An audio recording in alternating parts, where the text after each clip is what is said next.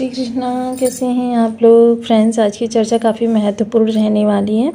जैसे कि हम सभी लोग जानते हैं कि इस समय हमारे कई सारे ग्रहों ने विशेष स्थितियों का निर्माण किया है, जिनमें से कुछ ग्रह हमारे लिए शुभ स्थितियों को बना रहे हैं और कुछ ही ग्रह हमारे लिए अशुभ स्थितियों का निर्माण कर रहे हैं, जिसकी वजह से कहीं पर उजाला कहीं पर अंधेरा, ये चीज़ें हमारे जीवन को प्रभावित करती हुई देखी जाएंगी।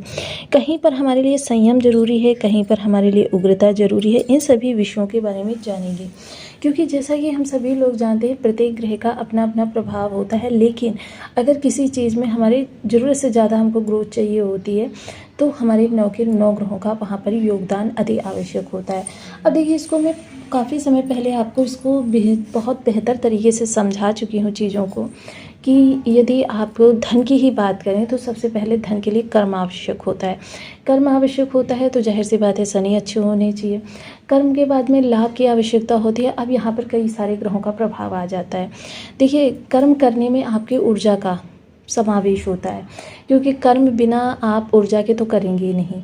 अब जब ऊर्जा, तो वहाँ पर मंगल भी आ गया। अब उसी मंगल को कहते हैं ना, इम्प्लीमेंट जब चीज़ों को करते हैं तो बुध आ जाते हैं। अब बुध आ जाते हैं जो कैश की शक्ल में आपके पास धन आता है। देखिए, वो ऑनलाइन ऑफलाइन किसी भी तरीके से आपको मिल सकता है। वो दोनों ही बुध के क्षेत्र में आते हैं, क्योंकि बुध टेक्निकल चीज़ों के भी कारक होते हैं। अब ऐसी स्थिति में वो धन आ गया। अब उस धन का सही तरीके से सदुपयोग हो। धन जब घर में आए तो किसी प्रकार का विवाद ना हो, इसके लिए गुरु की सकारात्मकता चाहिए और उस धन में निरंतरता बनी रहे और साथ ही साथ किसी प्रकार के इशू ना क्रिएट हो, इसके लिए चंद्रमा चाहिए। आप इस धन को ऐश्वर्य में जोड़ना है तो शुक्र वहाँ पर चाहिए, और इसी धन को यदि हमको निगेटिविटी से बचाना है तो यहाँ राहु भी चाहिए। केतु आपकी चीज़ों को, उसमें हम पूरी तरीके से लिप्त ना हो जाएं, क्योंकि किसी से लिप्त हो जाना, पूरी तरीके से मोह में फंस जाना, यह केतु से भी इनको बचाने का कार्य करता है। अब हमने देखा कि सभी ग्रहों का यहाँ पर हमारे लिए प्रभाव किस तरीके से आवश्यक हो गया, क्योंकि धन आए और धन के साथ आनंद भी आए, यही जीवन का सही मर्म होता है। अब धन आ रहा है, कोई कह रहा है कि नहीं मुझे इसमें से इतना अंश चाहिए, कोई कह रहा है मुझे इतना अंश चाहिए, मुझे इस चीज़ की रिक्वायरमेंट है, या फिर आपके धन की इनकम इतनी ज़्यादा नहीं होती कि आपकी समस्त ज़रूरतें पूरी हो सकें, यानी आमदनी अठन्नी खर्चा रुपया। तो ये भी देखिए ग्रहों की नकारात्मकता का सबसे बड़ा उदाहरण हो जाता है। अब यहाँ पर जो जिन ग्रहों की हम चर्चा कर रहे हैं वो ग्रह हमारे हैं सबसे पहले गुरु। गुरु देखिए इस वर्तमान समय में अस्त हो गए हैं, लेकिन गुरु के साथ में सूर्य भी गोचर कर रहे हैं, क्योंकि गुरु के साथ सूर्य गोचर कर रहे हैं, और जब 13 से कम का डिफरेंस रह जाता है तब सूर्य दूसरे ग्रह को अस्त कर देता है। ऐसी स्थिति में हमको पहले ये जानना जरूरी है कि ग्रह जब अस्त हो गया है तो क्या उसके प्रभाव पूरी तरीके से धरती से लोप हो गए हैं, या वो ग्रह जो है पूरी तरीके से अपने आप को कहीं छिपाए हुए हैं। तो इन सभी विषयों को जानना बहुत आवश्यक होता है, क्योंकि देखिए एक विद्वान वर्ग कहता है जब ग्रह और पृथ्वी के मध्य में सूर्य आ जाता है तो उस ग्रह की किरणें धरती तक सीधी नहीं पहुंच पाती। जब किरणें धरती तक सीधी नहीं पहुंच पाएंगी तो सूर्य उनको सोख लेगा। अब जब सूर्य सोख लेगा तो सूर्य की जो ऊर्जा धरती तक पहुंचेगी, उस ऊर्जा के माध्यम से सूर्य उस ग्रह की भी ऊर्जा को भेजेगा जो ग्रह अस्त हो गया है। तो देखिए इस तरीके से हमने देखा कि ग्रह अस्त तो होता है, लेकिन उसके प्रभाव कहीं ना कहीं हमको सूर्य के माध्यम से प्राप्त होते रहते हैं। वहीं दूसरी ओर देखा जाए यदि, तो एक विद्वान वर्ग कहता है जब ग्रह अपनी कक्षा में परिभ्रमण करते हुए सूर्य के बहुत अधिक समीप आता है तो सूर्य उसकी ऊर्जा को सोख लेता है। अब इससे भी जब ये धरती तक अपनी ऊर्जा पहुंचाएगा तो ग्रह सूर्य के माध्यम से ही जाएंगी। तो दोनों ही विद्वान वर्ग का एक ही मत होता है कि ग्रह की ऊर्जा जो है पृथ्वी तक सूर्य के माध्यम से ही पहुंचती हैं, जिस कारण से इस समय गुरु की ऊर्जा को सूर्य धरती तक पहुंचाने का काम करेंगे। वहीं दूसरा परिवर्तन ये भी होगा कि देखिए इस समय पर चंद्रमा जो हैं सूर्य, तो देखिए गुरु की ऊर्जा को पहुंचा रहे हैं। चंद्रमा गुरु के साथ विपरीत राजयोग का निर्माण भी कर रहे हैं, राशि परिवर्तन राजयोग का, क्षमा करें, राशि परिवर्तन राजयोग का निर्माण कर रहे हैं। अब जहां गुरु अस्त हैं वहीं चंद्रमा मस्त हैं, तो ये राशि परिवर्तन राजयोग कितना प्रभावी रहेगा, आपकी चीज़ों में कितनी सफलता कितनी शुभता, रहने वाली है, इन सभी विषयों को इस वीडियो में इंक्लूड करेंगे। तो बने रहिए हमारे साथ इस वीडियो में एंड तक, आपको बहुत कुछ जानने के लिए मिलेगा। वीडियो बहुत ज्ञानवर्धक रहने वाला है। यदि आपके लग्न में कुंडली के प्रथम भाव में 2 नंबर बना हुआ है तो ये राशिफल आपके लिए है। यदि कुंडली में कहीं भी चंद्रमा के साथ 2 नंबर बना हुआ है तो ये राशिफल आपके लिए है। कुंडली ना होने की स्थिति में आप इसे नाम राशि से भी देख सकते हैं।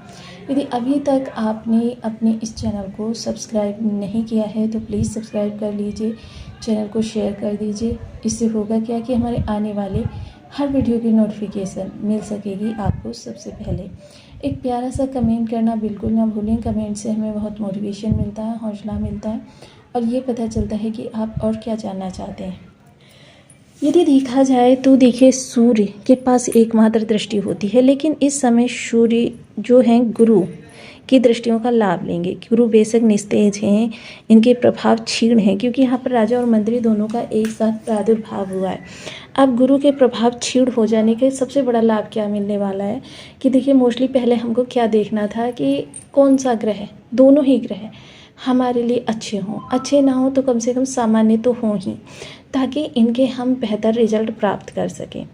लेकिन अब क्या है कि अब हमको एकमात्र सूर्य को देखना है कि सूर्य हमारे लिए अच्छे हों, मतलब बहुत अच्छे नहीं तो कम से कम सामान्य तो होने ही चाहिए, जिसकी वजह से हमारे जो क्रिटिकलनेस बनी हुई थी या विषम परिस्थितियाँ बनी हुई थी वो बिल्कुल कम हो जाए।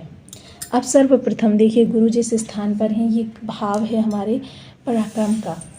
अब जाहिर सी बात है, इस समय थोड़ी सी जिम्मेदारियां बढ़ेंगी। जिम्मेदारियां किस कारण से बढ़ेंगी कि जैसा कि हम सभी लोग देख रहे हैं, लाभ को भी ये देख रहे हैं। तो लाभ को भी देखने के पीछे मंतव्य ये है कि लाभ से जुड़े हुए जो कार्य आप कर रहे हैं वहाँ पर आपकी जिम्मेदारियां बढ़ सकती हैं। घर परिवार में आपकी इन जिम्मेदारियों का मतलब ये होगा कि थोड़ा सा इसका इफेक्ट आपके परिवार पर भी पड़ता हुआ देखा जाएगा। जितना ज़्यादा आप कर्म से संबद्ध रहेंगे उतना ही ज़्यादा आपके लिए धन में तो विशेष वृद्धि होगी, लेकिन थोड़ा सा परिवार में निगेटिविटी बनी रहेगी। अब जब परिवार में निगेटिविटी बनी रहेगी तो जाहिर सी बात है कि इस समय पर समस्या देखिए आपकी जिम्मेदारियों से निकल कर आएगी। देखिए, इस समय एक चीज़ तो आपके लिए अति आवश्यक रहने वाली है, अनुशासन, आत्मसंयम। ये 2 चीज़ें यदि बनाकर रखेंगे तो फिर आपके लिए लाभ का स्तर और ज़्यादा बढ़ जाएगा। कर्म में विशेष प्रगति होगी और जिम्मेदारियां थोड़ी सी बढ़ी हुई देखी जाएंगी। पंचम दृष्टि जो 7वें स्थान पर जाएगी, क्योंकि देखिए सूर्य बहुत तेजस्वी ग्रह हैं, बहुत तेज होता है इनके अंदर, और मानव शरीर इतनी क्षमता नहीं रखता है कि सूर्य के तेज को सह सके। तो जाहिर सी बात है, दाम्पत्य जीवन में इस समय थोड़ी सी छिटमुट, कड़वाहट बनी रहेगी। हालांकि देखिए, जीवन साथी के स्वभाव पर इसका विपरीत प्रभाव पड़ता हुआ देखा जाएगा। जीवन साथी थोड़ा सा उग्र स्वभाव का देखा जाएगा, लेकिन चीज़ें जो हैं आपके लिए फिर से एक बेहतर परिवेश को जन्म देती हुई देखी जाएंगी। चीज़ें आपके लिए थोड़ा सा विस्तार से जुड़ी हुई होंगी, जिस कारण से देखिए प्रेम तो बना रहेगा, लेकिन उसमें थोड़ी सी कह सकते हैं कलह का पुट भी रहने वाला है। व्यापार में विस्तार करना चाहते हैं या व्यापार को ऐसे ही चला रहे हैं जिस तरीके से पहले चलाते थे, या नई शुरुआत कर रहे हैं। हालांकि इस समय नई शुरुआत करना उचित नहीं होगा, क्योंकि गुरु अस्त हैं और अस्त होकर दृष्टि इसी भाव पर डाल रहे हैं। लेकिन अगर आपका पहले से चल रहा है तो उसमें अब आपको आशातीत सफलता देखने में आएगी। 7वीं दृष्टि गुरु के कारक स्थान पर जाने वाली है, तो जाहिर सी बात है भाग्य में विशेष वृद्धि होती हुई देखी जाएगी। अब जब भाग्य का साथ मिलेगा तो जाहिर से बात है कि 12 के 12 भाव इस समय भाग्य के प्रबल तेज से प्रकाशित होते हुए देखे जाएंगे। अब जब सूर्य का तेज बलवान होता है तो जाहिर सी बात है ऐसे में राहु थोड़ा सा क्षीण हो जाता है, निगेटिव राहु। पॉजिटिव राहु तो एक्टिव रहता है, क्योंकि देखिए जहाँ कर है वहीं डर है, और जहाँ कर नहीं है वहाँ डर नहीं है। राहु क्या है, भ्रम है, डर है। तो जाहिर सी बात है कि इस समय राहु भी थोड़ा सा क्षीण रहने वाले हैं। अब 9वीं दृष्टि जो आपके लाभ स्थान पर जाने वाली है, लाभ स्थान पर जाने वाली इस दृष्टि का विशेष प्रभाव क्या रहने वाला है। देखिए, इस दौरान अगर अनुशासन और आत्मसंयम इन 2 चीज़ों को पकड़कर चलेंगे तो आपका आत्मविश्वास बहुत तेज़ी से प्रखर होगा। जब आत्मविश्वास प्रखर होगा, आप मुखर होंगे, तो फिर आपके लिए चीज़ें और अधिक बड़े पैमाने पर निकल कर आएंगी। यानी कि अगर अभी तक आपके लिए 20% ग्रोथ निकल रही थी तो अब आपके लिए 40% ग्रोथ हो सकती है। हालांकि चीज़ें इस समय 70 to 80% आपके लिए लाभप्रद रहने वाली हैं। हालांकि सबसे बड़ी बात तो मैं इस समय आपको बता दूं कि आपके बर्थ चार्ट का बल ही विशेष वर्क करता हुआ देखा जाएगा, लेकिन वहाँ पर नेगेटिविटी कितनी रहेगी, पॉजिटिविटी कितनी रहेगी, ये गोचर का प्रभाव होता है।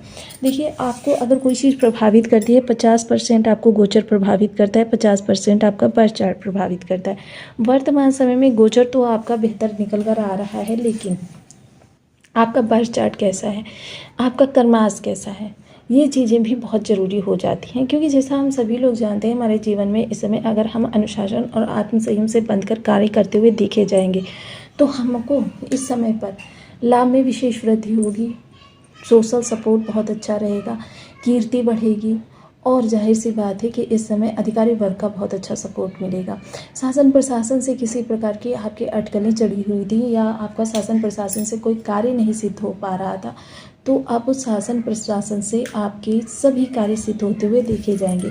विशेषतः अधिकारी वर्ग से आपका विशेष जो कहते हैं ना इस समय आपका रिलेशन बनेगा, उसकी वजह से आपको करियर में बहुत अच्छी ग्रोथ मिलेगी। अब देखिए यहाँ पर एक चीज़ और, जैसे मैंने पहले बताया ना कि आपकी जिम्मेदारियाँ बढ़ेंगी। अब जिम्मेदारियाँ कितनी बढ़ानी है ये भी आप पर डिपेंड करता है, क्योंकि अगर आप ही घर और ऑफिस दोनों जगह जिम्मेदारियाँ निभाने वाले व्यक्ति हैं तो फिर इसका सीधा सीधा प्रभाव आपके स्वास्थ्य पर भी पड़ सकता है, जिसके लिए आपको कुछ विशेष उपाय करते रहने चाहिए ताकि किसी भी प्रकार की विषम स्थिति आपके सामने न आए। तो इस निगेटिविटी को कम करने के लिए देखिए सर्वप्रथम आपको करना क्या है। देखिए सूर्य जो है एक सामने स्पष्ट रूप से दिखाई देने वाले यानी कि कह सकते हैं प्रत्यक्ष देवता हैं। अब प्रत्यक्ष देवता हैं तो जाहिर सी बात है जैसे ही हम इनके उपाय करना आरंभ करते हैं ये हमको लाभ देना प्रारंभ कर देते हैं। अब देखिए जैसा मैंने बताया ना अनुशासन, अब मैंने काफ़ी लंबे समय से अनुशासन पर मैं जोर देती चली आ रही हूँ ताकि आपके बिना कुछ किए ही धीरे धीरे ग्रह आपको सकारात्मक परिणाम देना प्रारंभ कर दे। तो अनुशासन पहले रहता है। दूसरा क्या है, सुबह देर तक सोना भी आपके सूर्य को ख़राब करता है, सूर्य की निगेटिव ऊर्जा को एक्टिव कर देता है। तो जाहिर सी बात है कि आपको सुबह प्रातः जल्दी उठना चाहिए। अगर आप रात्रि को देर तक सोते हैं तो चंद्रमा खराब होते हैं, देर से सोते हैं, सुबह देर तक सोते हैं तो सूर्य खराब होते हैं, और ये दोनों ही सबसे चमकदार प्लैनेट होते हैं। इन दोनों को अगर हमको शुभ करना है, अपने लिए अनुकूल करना है, तो हमको सदैव ही सोने जागने पर फोकस करते रहना है और साथ ही साथ देखिए झूठ से बचे रहना है और सूर्य को अर्घ्य नित्य प्रति